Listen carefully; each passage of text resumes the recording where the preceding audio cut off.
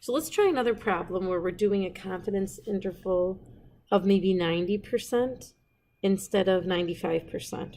Seems like such a little difference, but it actually is a pretty big difference. When you think about it, I'm not gonna write the whole problem out again. It's the same problem where people preferring ice cream. And so it's 400 people in the sample out of 900. It's still a random sample, so our condition is checked. It's still a normal sample because our NP is going to be the same. Our proportion is the same for our sample proportion. A 90% confidence interval, if you think about it, we've got our proportion in the center of our sample. So we still need our standard deviation from before, which is 0.0165. And I'm going to outline the 68, 95, 99.7 rule that we have surrounding our proportion, our sample proportion. But when you think about this, we're not really, it's not one of these numbers, 90%. So that's why we're going to actually need our table that you get with every test, that reference sheet table, because 90% is a little smaller than 2 standard deviations.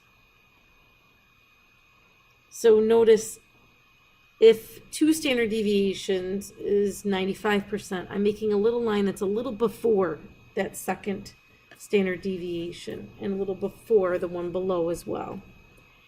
Can we figure out what z-score are those two numbers to give us the 90% confidence interval?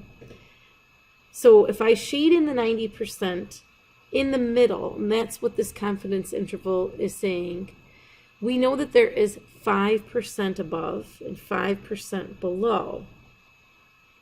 We need to find out where the z-scores of these numbers are. To get to the greater number, it's 95% before it and 5% after. To get to the z that's below the proportion, it's 95% after, 5% before. So what we're going to be looking for is we're going to be looking for, in our chart, 95% or 0.95. What z-score is attached to it? And that would give us our upper z-score number. I think it's around 1.64. Actually, it's kind of between 6.4 and 6.5. So how about we write 1.645? So if you think about how we had done it before, we were 2 standard deviations above the mean. So we multiplied the standard deviation by 2. This time, we're not quite 2 standard deviations above the mean. We're 1.645. So we'd multiply 1.645 by the standard deviation. And I think we'll be getting about 0.027143. So that is our z-score above the proportion, the sample proportion. And if we wanted to get what number value that is, we need to add the proportion to it. And our proportion was, our sample proportion was 0.444. So this will give us that upper boundary of 0.471143. And that will be that upper boundary of our confidence interval. To try to find the lower boundary, we need to think of what is the probability of getting just 5% in our chart. What z-score is attached to it? And so you're looking for 0.05, and it turns out it's the same number, except negative 1.645. It's not a coincidence that will be that way all the time. So we're thinking, okay, we need to go not 2 standard deviations down, but 1.6 standard deviations down. We're going to do the same thing of multiplying and get negative 0.027 or 143. And that's not different than the other one except for it being negative.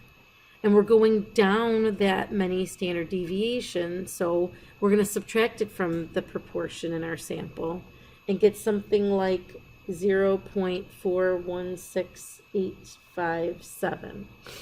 That would be our lower bound of our confidence interval.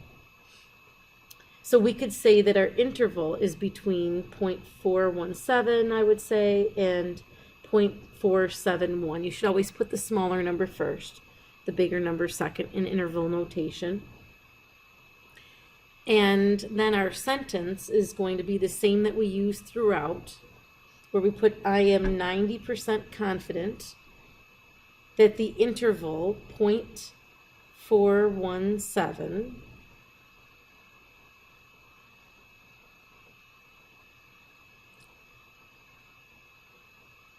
to 0.471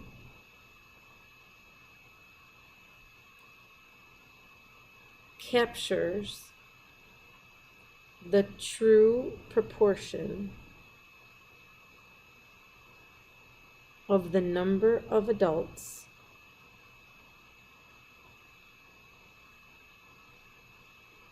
who prefer ice cream. And you could put with their birthday cake, stuff like that. When you think about what we did, we took the sample proportion and we added the z-score times the standard deviation of our sample. And we found that z-score based on the 90%. We also subtracted it.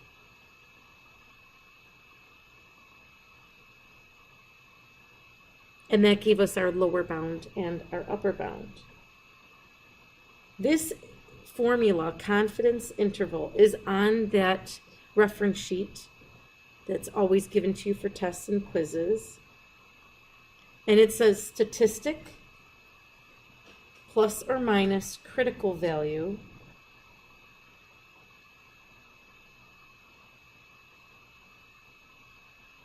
times standard deviation of the statistic.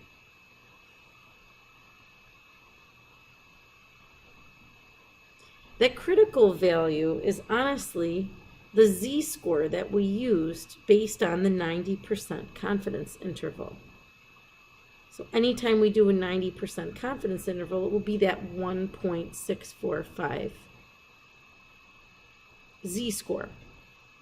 With our 95%, it was technically 2 for our critical value because our z-score was 2 standard deviations above the sample proportion.